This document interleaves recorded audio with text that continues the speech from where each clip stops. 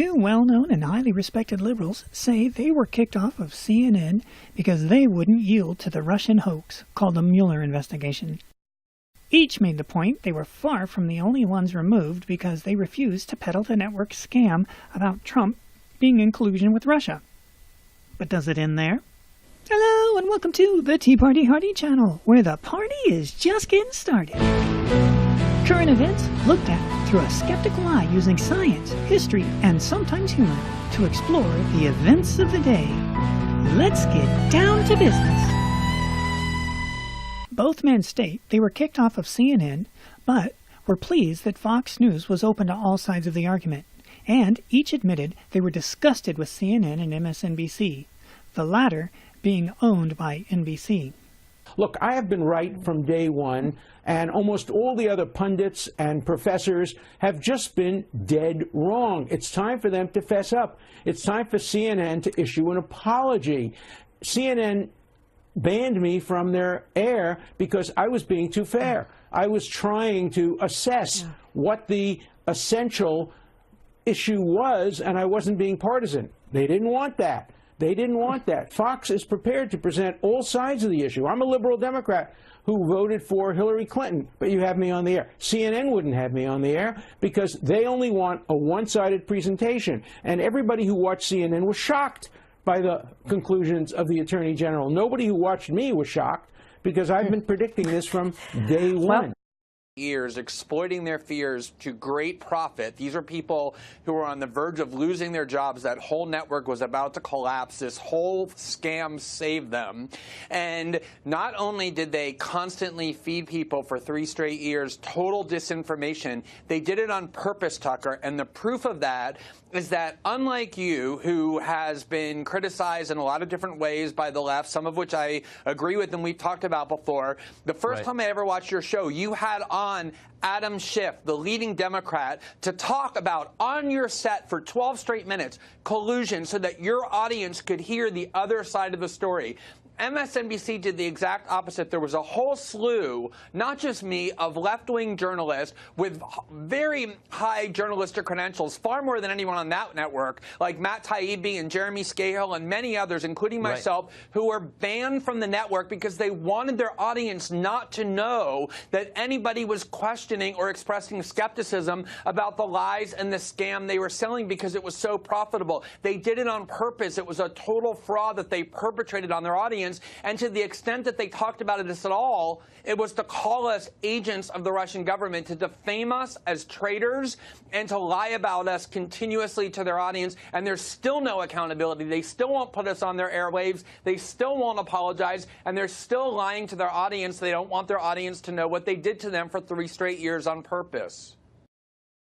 In the Pentagon and in the CIA, they're disinformation agents who now work at CNN and MSNBC, shaping what their news is. And that's why these channels turned into disinformation campaigns, because those are the people that they hired, the people they're supposed to be serving as watchdogs over, the people who are neocons, the people who lied the country into war through WMDs. Not only did they have no accountability, they got rewarded by becoming the stewards of these networks, and they lied to millions of people for 3 straight years, and huge amounts of accountability is needed. This is how the media bubble works, and many are aware. It's not just the media that sheds those who don't toe the line. It's also well established that Hollywood has no time or money for those who stray from their orthodoxy. And academia is in that same boat. For those who think it's only college campuses where this strict hiring and firing takes place, take a closer look at what your children are being asked to study, and listen a lot closer at the next parent-teacher conference and open house. So, we've got these 2 highly regarded men who weren't good enough for CNN and MSNBC once they said the Russia scam looked highly unlikely to yield much fruit in the way of collusion or obstruction. But it's not just a banning on this one subject.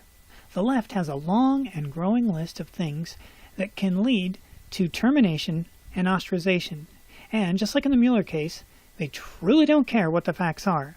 They care about controlling the narrative, the storytelling, the power of the words to control the minds that are listening.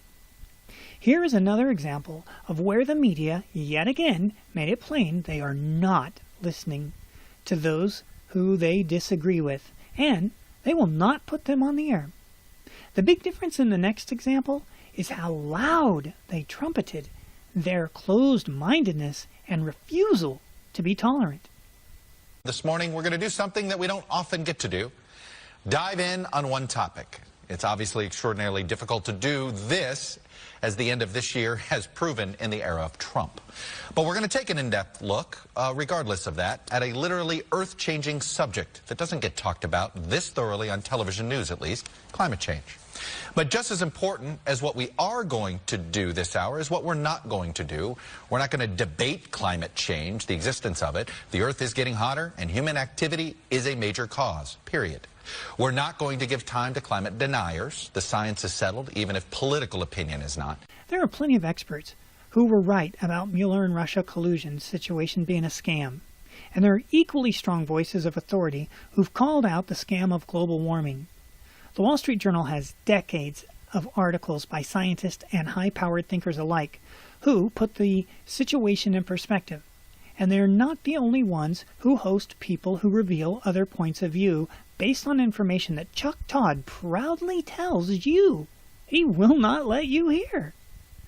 Where is the line between news and straight propaganda? It has to be somewhere close to having a panel of assured like-minded people who are never interrupted with a question in their orthodoxy. Remember election night 2016? It was the same old story. News channel after news channel all sitting around with their jaws truly dropping as they saw the state's votes come in. The promised victory of Hillary was evaporating, and far sooner than any network dared reveal. Remember, they didn't call certain states for days after the election, when it was more than clear that Trump had won around 9 p.m. Eastern Time. Just like now, the same crybabies are whimpering for more time to explore Mueller's report to find more pixie dust and gold at the end of the rainbow that they've been looking for since election night. Let them look for it. But you can truly find better things to do with your time and brain cells than watch them do such things. You know, I hear watching grass grow is pretty productive by comparison. Please consider what you have heard and seen these people say the next time you turn on a show that never has an opposing point of view.